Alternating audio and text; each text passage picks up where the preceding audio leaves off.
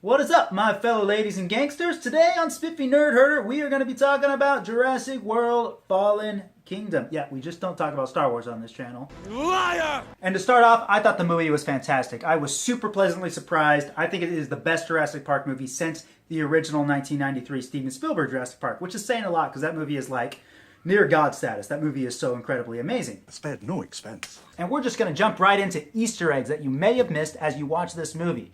Easter eggs that refer all the way back to the first one. So, let's giddy up. Welcome to Jurassic Park.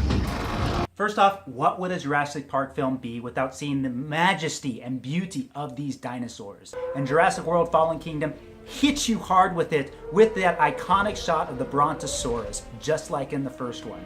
With The Lost World, they did it with the Stegosaurus. And Jurassic Park 3, well, they really didn't even do it at all, except for these little moments of the river towards the end of the movie, and it really sucked. Next Easter egg, as Owen Grady walks through the jungle looking for Blue, we hear a very familiar noise. Yep, that's the exact same noise that Muldoon heard as he was hunting for the raptors in the original. Remember this scene? Well, Lex and Tim haven't forgot about it. A pivotal scene takes place right in this very spot, and the tires are still missing from when T-Rex went Indominus on this thing in the original. Now there's another scene shortly after where the Brontosaurus goes up into this stance, and it is such an iconic shot that you are not gonna want to miss it, and you feel this amazing compassion towards this animal. Now I won't give away the circumstances behind it, but this shot was iconic in the original film. The iconicness of it is now exponentially greater.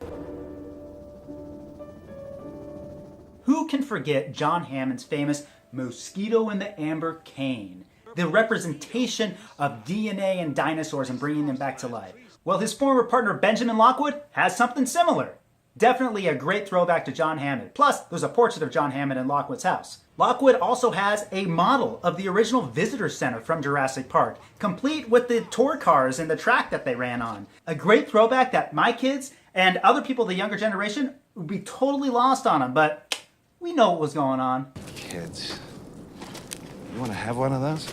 Inside Lockwood's mansion, too, he has multiple dioramas, sort of like his own museum of natural history, that has the dinosaurs in their natural habitats. They're statue dinosaurs. But they are very reminiscent of the murals in the visitor center kitchen in the original Jurassic Park. The plants and everything looks exactly like it. Plus, you got a Dilophosaurus in one of them, aka Spitter. Who can forget that dude? I know Dennis Nedry didn't. Now this one's a smaller one, but in the original Jurassic Park, Muldoon and his men are using these electronic, almost like dinosaur cattle prods to get at the raptor as he's going after Lowbreed. Well, those things are in use again in this film. Apparently they still think that electrocuting these animals is gonna contain them, even though I don't think they ever have. Shoot him! Now this one, I thought was super fun. Do you remember that scene in the original when Lex and Tim are in the kitchen being hunted by the Velociraptor, and he's kind of walking around and he does the little toe tap? Indoraptor, the genetically modified super dinosaur of this film, does the exact same thing. And I thought it was awesome. All right, now staying in the kitchen of that visitor center from the original, we have that awesome scene where Lex is in that little like cabinet thing trying to shut the door, and the raptor's like,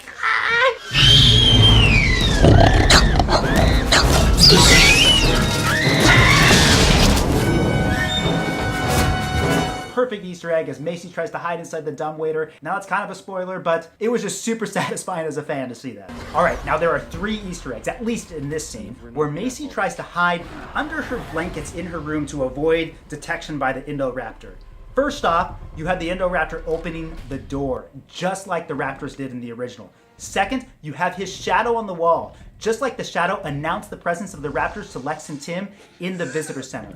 3, you have the Indoraptor kind of coming into her bed, and it was super reminiscent when the T-Rex did that to Sarah Harding and Malcolm's daughter in The Lost World Jurassic Park. Great trifecta of Easter eggs in that one little scene. Now this one's a small one, but of course there's the goat.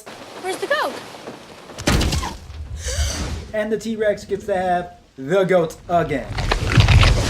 All right, now we have another moment that was just based on sound effects, and it's when the T-Rex trudges through a fence again, and it is the exact same sound effect of the cords breaking from the original. And it was so cool to hear that sound, because it's not even a sound that we could hear in any other movies. Boy, do I hate being right all the time. Alright, now who can forget about good old Blue, the raptor from Jurassic World that just stole our hearts? Well, he's got this iconic scene where he's roaring on top of a big thing that you're gonna see, and it is just super Easter eggy reminiscent of the big T-Rex war from the original.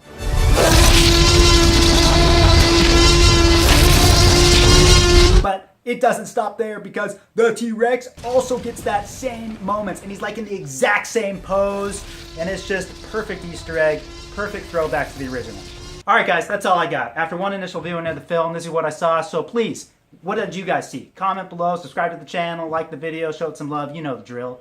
And share it with your friends so that we can all kind of figure out what Easter eggs did this creative team throw in the film. So, thanks for joining us today guys on Spiffy Nerd Herder, and don't do anything I wouldn't do twice. See you tomorrow. Must go faster.